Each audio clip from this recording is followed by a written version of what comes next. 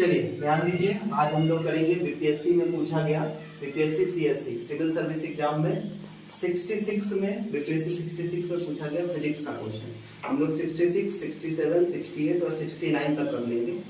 Physics का series लेके आएंगे, फिर केमिस्ट्री का सीरीज लेके आएंगे, बायोलॉजी का सीरीज, एवरीथिंग। चलिए देखते हैं हम लोग मांसपेशियों में दर्द के उपचार में उपयोग किया जाने वाला विकिरण क्या है। ठीक है, कौन ऐसा रेडिएशन है जो मांसपेशियों में दर्द होता है, मांसपेशियों में दर्द होता है तो उसके लिए उपयोग किया जाता है, यूज किया जाता है। देखिए हीट वेव यूज किया जाता है। ठीक है, हीट वेव का यहाँ पे प्रयोग किया जाता है, यानी इसको हम बोल सकते हैं इंफ्रारेड। कैसा, ये ज्यादा बेहतर होगा, इंफ्रारेड वेव। इंफ्रारेड वेव का प्रयोग किया जाता है किसमें, मांसपेशियों में जो दर्द होता है उसके लिए इंफ्रारेड वेव का प्रयोग किया जाता है। क्लियर। देखिए अब इंफ्रारेड वेव कैसा वेव है भाई, ठीक है, ये एक ऐसा वेव है जिसका वेवलेंथ जो होता है वो काफी ज्यादा होता है, तो इसलिए इसका उपयोग किया जाता है मांसपेशियों के दर्द के उपचार के लिए। ठीक है, ऐसे मांसपेशियों में दर्द या गांठ कैसे आ जाता है, देखिए शरीर में जो ऑक्सीजन की कमी होगा, ठीक है, तो वो मांसपेशियां क्या हो जाता है, ऑक्सीजन की कमी होने के कारण दर्द होना शुरू हो जाता है मांसपेशियों में। ठीक है, इसलिए हीट, अब लंबे समय तक ये दर्द बना रहता है, ठीक है, तो ये गठिया वगैरह का शिकायत भी हो सकता है, इसलिए इंफ्रारेड का यूज करके वहां से जो गांठ बन रहा है छोटा छोटा, उसको क्या किया जाता है, हटाया जाता है। चलिए ये हो गया। आगे देखते हैं समांतर क्रम प्रतिरोध का कुल प्रतिरोध यदि कितना दिया हुआ है, कितना दिया है 1.043 किलो ओम। किलो बोले तो 10⁻³ ओम का यूज कर सकते हैं। ठीक है, यदि प्रतिरोध, एक प्रतिरोध इतना है तो दूसरा पूछ लिया। आपको याद होगा अगर आप 10th में ये इस तरह का पढ़े होंगे, श्रेणी क्रम और समांतर क्रम, तो इंग्लिश में हम बोल दें यहाँ पे क्वेश्चन को, ये पैरेलल कॉम्बिनेशन का क्वेश्चन है। अगर नेट रेजिस्टेंस इतना दिया हुआ है और एक रेजिस्टेंस दे दिया ये है, तो दूसरा रेजिस्टेंस पूछ लिया आपसे।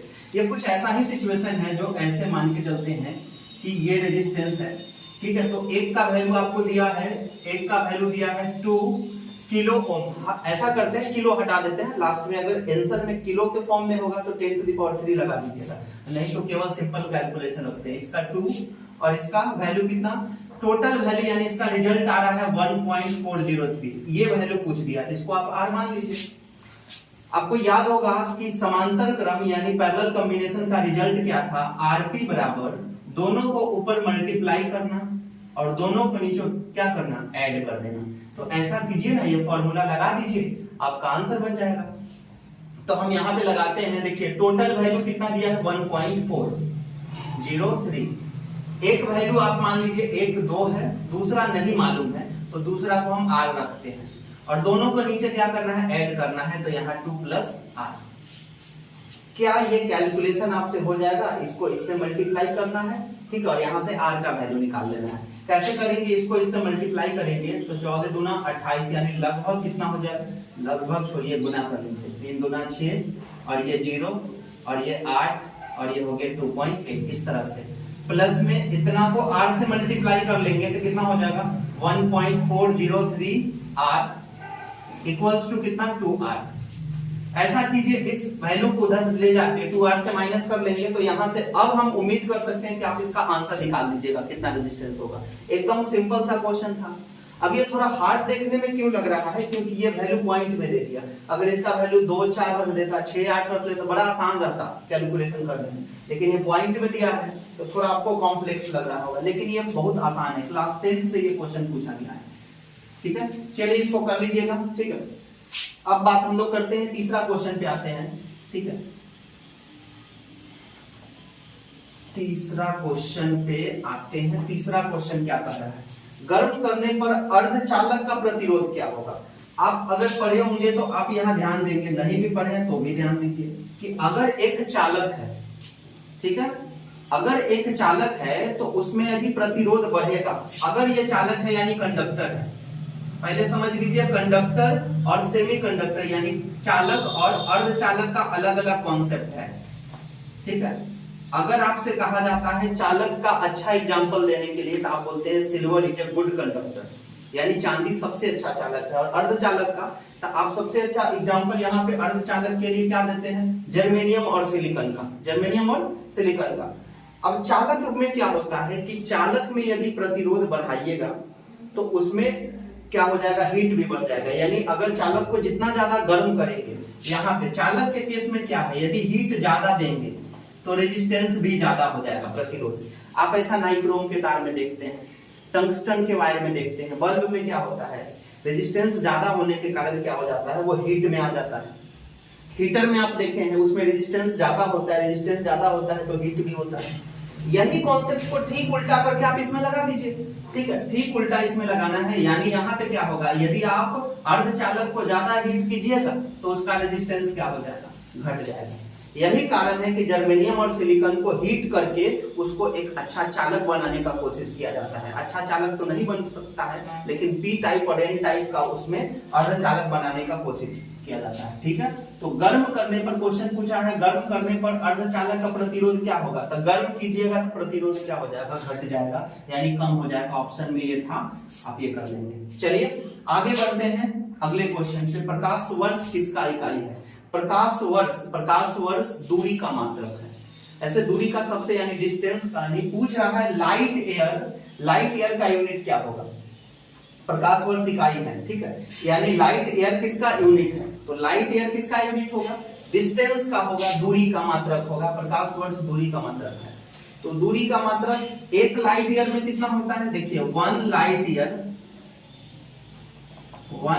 ईयर होता है 9.46 into 10 to the power 15 metre.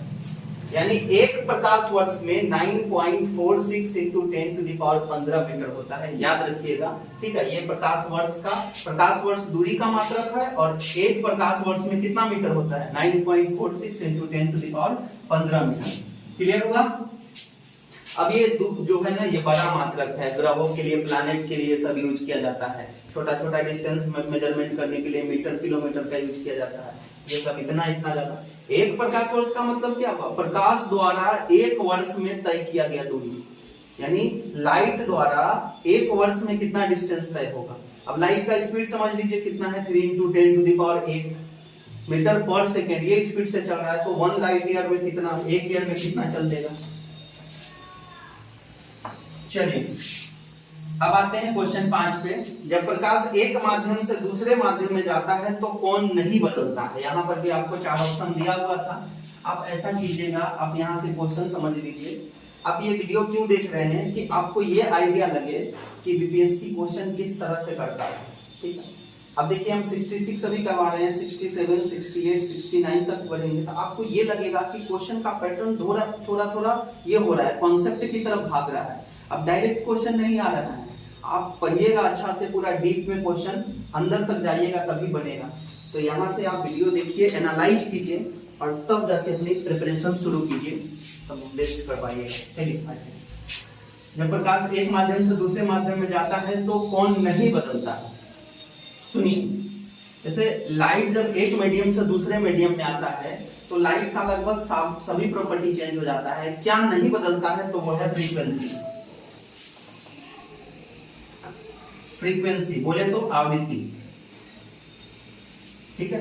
यानी जब लाइट एक मीडियम से दूसरे मीडियम में जाता है तो केवल फ्रीक्वेंसी नहीं बदलता है, यानी क्योंकि लाइट का जो कलर देख रहे हैं आप, ठीक है, ये प्रकाश में जो 7 रंग है वो किसके कारण आप देख रहे हैं, उसके फ्रीक्वेंसी के कारण। यही प्रॉपर्टी है जो लाइट के कलर को जस्टिफाई करती है, ठीक है। तो ये केवल देखिए, लाइट वहां से आया, बिना मीडियम के चला आया। लाइट को चलने के लिए मीडियम की कोई जरूरत नहीं चाहिए। ये एक अनुप्रस्थ तरंग है, इसको कोई पथ नहीं चाहिए। ध्वनि कौन सी तरंग है, अनुदैर्ध्य तरंग है, ठीक है। लेकिन लाइट कैसा है, यानी प्रकाश कैसा, अनुप्रस्थ तरंग है, इसको कोई मीडियम नहीं चाहिए। लाइट एक जगह से दूसरे जगह कहीं भी जा सकता है, तो लेकिन उसका क्या नहीं बदलेगा, तो फ्रीक्वेंसी नहीं बदलेगा। क्लियर। चलिए अब हम लोग आते हैं विद्युत चुंबकीय तरंग का वेग। देखिए ये दोनों क्वेश्चन विद्युत चुंबकीय, अगर आपको पता होता कि लाइट एक प्रकार का विद्युत चुंबकीय तरंग है, यानी लाइट जो है वो इलेक्ट्रोमैग्नेटिक वेव है। लाइट इज एनसीईआरटी में भी लिखा हुआ है, क्लास 10th में भी लिखा हुआ है कि लाइट इज इलेक्ट्रोमैग्नेटिक वेव। और जब लाइट ही इलेक्ट्रोमैग्नेटिक वेव हो गया तो पूछ रहा है इलेक्ट्रोमैग्नेटिक वेव के लिए उसका स्पीड बताइए। तो लिख दीजिए लाइट का स्पीड। लाइट का स्पीड कितना होता है 3 × 10⁸ मीटर पर सेकंड। यही हो गया इलेक्ट्रोमैग्नेटिक वेव के लिए स्पीड। क्लियर। अब आते हैं पहला आदमी जिसने चंद्रमा पर पैर रखा था। पहला आदमी कौन था? Neil Armstrong. इसका नाम तो 4th 5th में से हम लोग याद करते आ रहे हैं, चौथा पांचवा क्लास में, कि नील आर्मस्ट्रांग जो था वो चंद्रमा पर पहला पैर रखा था। तो दूसरा कौन रखा? तो वही रखा होगा, पहला जो रखा होगा वही दूसरा रखा होगा। ठीक। अच्छा ये देखिए, तो हम लोग बात कर रहे हैं पहला आदमी जिसने चंद्रमा पर पैर रखा तो वो कौन था? Neil Armstrong. अच्छा ये जानना तो सबको पता है, लेकिन ये कौन से यान से गया था? ये गया था अपोलो 11 से। याद रखिएगा अपोलो 11 से गया था ये। ठीक है, कहां पे? चंद्रमा पर ये गया था। तो उसका और कौन से यान का प्रयोग किया था?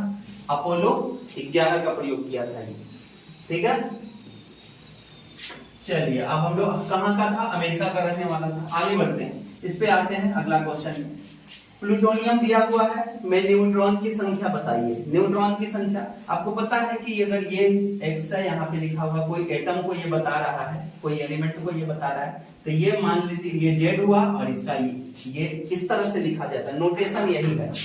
ठीक है, ये क्लास 12th में पढ़े होंगे। सुनिए, नहीं पढ़े तो यहाँ से ध्यान से समझिए। ये x है, कोई एटम को बता रहा है या कोई एलिमेंट को बता रहा है, तो ये z हो गया। ठीक है, ये क्या बताएगा? z का मतलब होता है परमाणु संख्या। ठीक है, परमाणु संख्या बोले तो प्रोटॉन की संख्या, बोले तो इलेक्ट्रॉन की संख्या। इसको प्रोटॉन की संख्या भी कहते हैं, इसको इलेक्ट्रॉन की संख्या कहते हैं। याद रहे, प्रोटॉन इलेक्ट्रॉन इसको कह सकते हैं जब ये न्यूट्रल सिचुएशन में हो। इसको बोलते हैं, ए को बोलते हैं द्रव्यमान संख्या। द्रव्यमान संख्या यानी मास नंबर। कैसा नंबर भाई? ए जो है वो मास नंबर है, ये एटॉमिक नंबर है। क्लियर। तो अब यहां से न्यूट्रॉन पूछ रहा है, न्यूट्रॉन कैसे निकाला जाता है? देखिए, इसी को बोलते हैं इलेक्ट्रॉन का संख्या, इसी को बोलते हैं प्रोटॉन का संख्या। बचा कौन? न्यूट्रॉन कैसे निकालेंगे? न्यूट्रॉन का संख्या निकालने के लिए मास नंबर में से z घटा दीजिए, यानी न्यूट्रॉन निकालना बड़ा आसान है। a में से z घटा देना है, वो न्यूट्रॉन होगा। तो याद रखिए, जो नीचे लिखा रहेगा वही इलेक्ट्रॉन होगा, वही प्रोटॉन होगा। और न्यूट्रॉन निकालने का क्या तरीका है? a में से किसको घटा देना? z घटा देना। द्रव्यमान संख्या पूछेगा तो ऊपर वाला बताइएगा। क्वेश्चन में आपसे क्या पूछा है? आपसे पूछा है न्यूट्रॉन की संख्या। तो इस क्वेश्चन के अकॉर्डिंग हम आपको सब बताते हैं, ध्यान से सुनिए। आपसे पूछता अगर इसी क्वेश्चन में कि प्रोटॉन कितना है, तो आप बोलते 94। आपसे पूछता इलेक्ट्रॉन कितना है, आपसे पूछ रहा अगर प्रोटॉन पूछे तो आप बोलते हैं 94। आपसे इलेक्ट्रॉन पूछता तो भी बोलते हैं 94। और अगर न्यूट्रॉन पूछ रहा है तो आप क्या कीजिएगा? 242 में से 94 को माइनस कर देंगे, वही क्या हो जाएगा? आपका न्यूट्रॉन हो जाएगा। अगर आपसे मास नंबर यानी द्रव्यमान संख्या पूछे तो कौन होता है? ए, ऊपर वाला, मतलब 242 इसका आंसर हो गया मास नंबर में। लेकिन न्यूट्रॉन पूछ रहा है क्वेश्चन के अकॉर्डिंग, तो आंसर कितना हो जाएगा? 242 माइनस में कितना हो जाएगा बाबू? 94। कितना हो गया? ये 3 और ये 148। ये इसका आंसर हो गया। क्लियर। सबसे ज्यादा श्यानता किसमें होता है? ठीक है, बाबू भैया वाला सबसे ज्यादा कौन होता है? श्यानता मतलब, ठीक है, मतलब वैसा श्यानता की कैसी प्रॉपर्टी है? विस्कोसिटी। किसकी विस्कोसिटी ज्यादा होती है? जिसमें फ्लो बेहतर होगा। ठीक है, वो बोलेंगे उसकी विस्कोसिटी कम है। जैसे वाटर में, वाटर क्या होगा? ज्यादा बेहतर फ्लो करेगा। अब सबसे ज्यादा श्यानता मतलब श्यानता की एक, देखिए श्यानता कैसी प्रॉपर्टी है? लिक्विड की प्रॉपर्टी। श्यानता का मतलब बहाव। तो बहाव इसमें से सबसे कम किसमें है, ये देखना है आपको। सारा का सारा लिक्विड, एक बार और देखिए। तब अगर हमको पूछे विस्कोसिटी की प्रॉपर्टी डिफाइन करने के लिए, तो वो केवल लिक्विड में और ज्यादा से ज्यादा गैस में वैल्यू होगी। लिक्विड और गैस में, उसमें भी सबसे ज्यादा लिक्विड में ही चेक होता है। तो श्यानता का मतलब चेक कीजिए कि इसमें कौन ऐसा चीज है जिसका बहाव कम है। जिसका बहाव कम रहेगा उसकी श्यानता ज्यादा होगी। तो आप चेक कीजिए, तो सबसे कम बहाव जो होगा वो किसका होगा? शहद का होगा। तो सबसे ज्यादा विस्कोसिटी किसका हो गया? शहद का। अच्छा, सबसे कम विस्कोसिटी किसका होगा? तो एयर का। किसका होगा? ऑप्शन के अकॉर्डिंग सबसे कम किसका होगा? एयर का, क्योंकि हवा जल्दी बहेगा इसमें। क्लियर? अब बोलिएगा कि सर तो कोनो ठोस में विस्कोसिटी चेक होगा, क्योंकि उसमें बहाव ही नहीं होगा, फ्लो, तो इसलिए विस्कोसिटी वाला प्रॉपर्टी सॉलिड में वैलिड नहीं है, केवल लिक्विड और गैस के लिए है।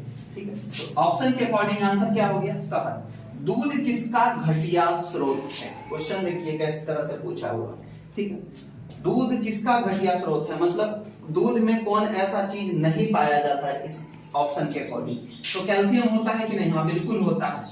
ठीक है, प्रोटीन होता है कि नहीं? हाँ। विटामिन सी होता है दूध में? जी नहीं, इसलिए तो आप हॉर्लिक्स डाल के पीते हैं दूध में। ठीक है, क्योंकि अलग से स्रोत लेते हैं विटामिन सी का।